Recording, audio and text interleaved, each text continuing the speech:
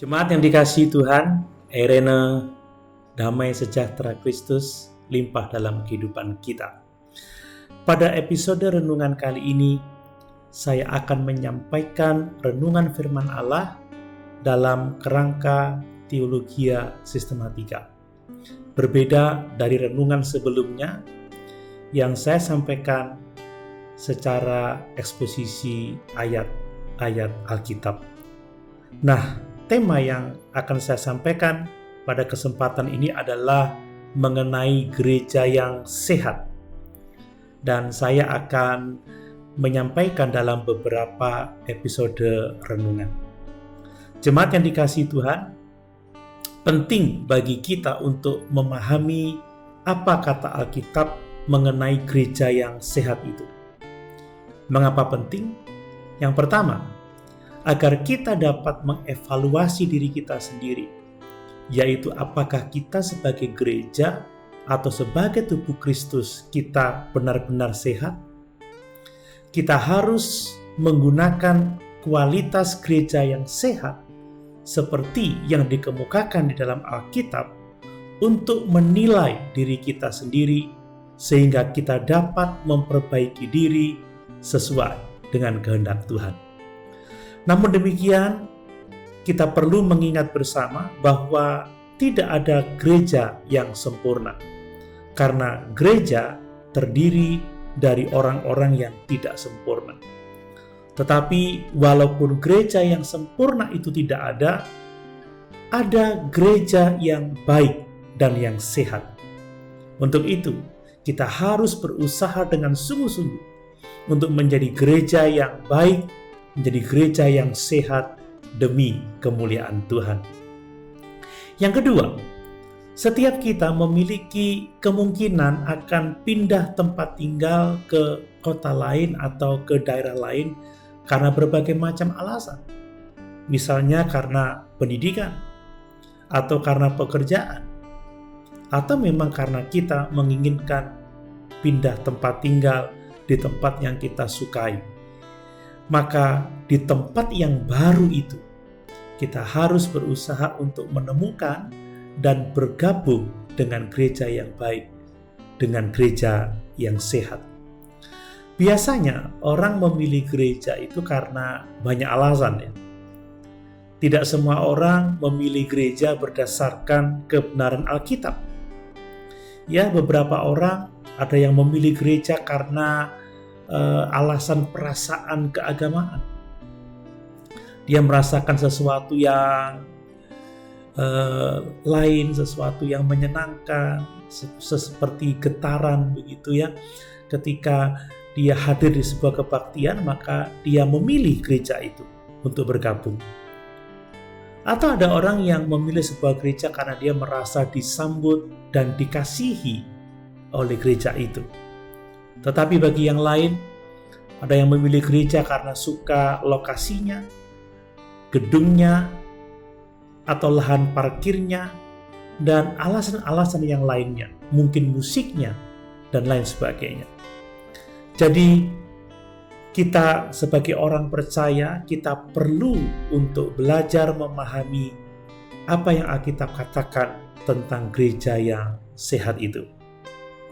Jemaat yang dikasihi Tuhan, saat ini saya akan menyampaikan ciri pertama dari gereja sehat, yaitu bahwa gereja yang sehat adalah gereja yang percaya dan mengajarkan Alkitab yang adalah firman Allah secara benar dan akurat, praktis untuk melengkapi orang-orang percaya bagi pekerjaan pelayanan dan pembangunan tubuh Kristus.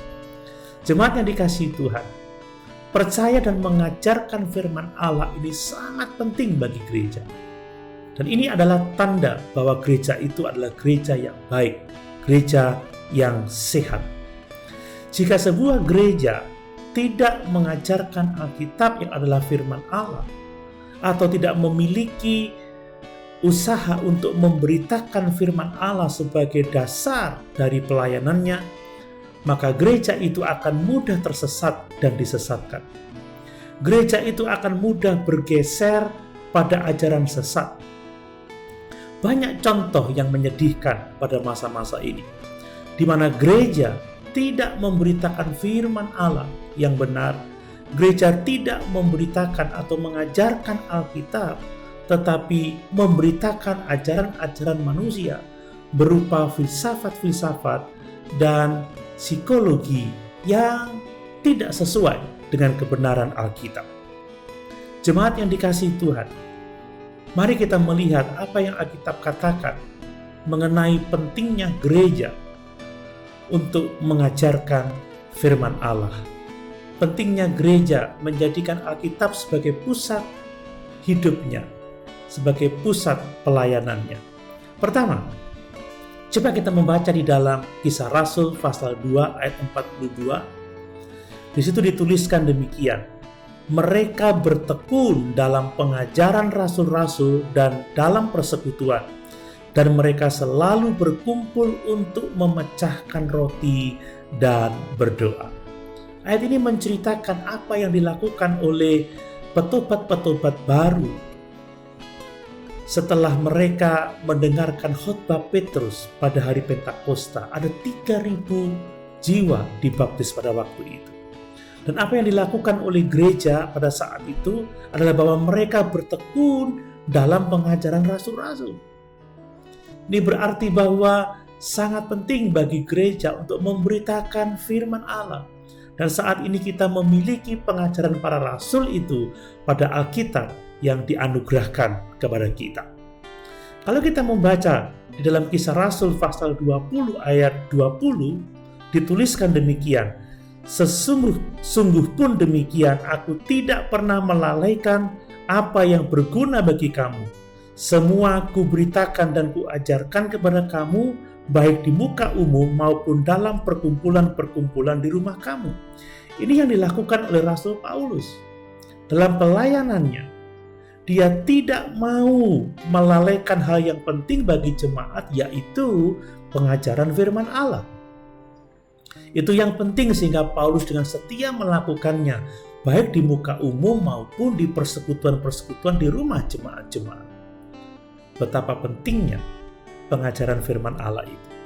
Kemudian di dalam ayat yang ke-27 dari Kisah Rasul 20 tadi dituliskan demikian: sebab aku tidak lalai memberitakan seluruh maksud Allah kepadamu. Inilah tugas gereja, tugas hamba-hamba Tuhan yang melayani dalam gereja, yaitu memberitakan firman Allah, seluruh maksud Allah kepada jemaat. Nah, di dalam 1 Timotius pasal 5 ayat yang ke-17 dituliskan seperti ini: penatua-penatua yang baik pimpinannya patut dihormati 2 kali lipat, terutama mereka yang dengan jerih payah berkhotbah dan mengajar. Mengapa harus dihormati 2 kali lipat mereka yang berjerih payah berkhotbah dan mengajar? Sebab memang itulah tugas yang terutama dalam kehidupan gereja, berkhotbah dan mengajarkan kebenaran firman Allah. Masih ada banyak ayat-ayat lain yang berbicara tentang itu, tetapi perhatikan mengapa penting firman Allah diajarkan. Rasul Paulus di dalam 2 Timotius pasal 3 ayat 16-17 menuliskan, segala tulisan yang diilhamkan Allah memang bermanfaat untuk mengajar, untuk menyatakan kesalahan, untuk memperbaiki kelakuan, dan untuk mendidik orang dalam kebenaran. Dengan demikian, tiap-tiap manusia kepunyaan Allah diperlengkapi untuk setiap perbuatan baik. Jemaat yang dikasihi Tuhan, gereja yang sehat adalah gereja yang menerima, yang mempercayai Alkitab, dan yang mengajarkannya. Di dalam 2 Timotius pasal 4 ayat 1-5, Rasul Paulus menasihati Timotius demikian: di hadapan Allah dan Kristus Yesus yang akan menghakimi orang yang hidup dan yang mati, aku berpesan dengan sungguh-sungguh kepadamu demi penyataannya dan demi kerajaannya, beritakanlah firman, siap sedialah, baik atau tidak baik waktunya, nyatakanlah apa yang salah, tegurlah dan nasihatilah dengan segala kesabaran dan pengajaran. Jemaat yang dikasihi Tuhan, apakah kita percaya Alkitab adalah firman Allah? Apakah kita menerima dan mengajarkan kebenaran firman Allah? Jika kita menerima dan mengajarkan Alkitab yang adalah firman Allah, kita adalah gereja yang sehat. Haleluya. Tuhan Yesus memberkati.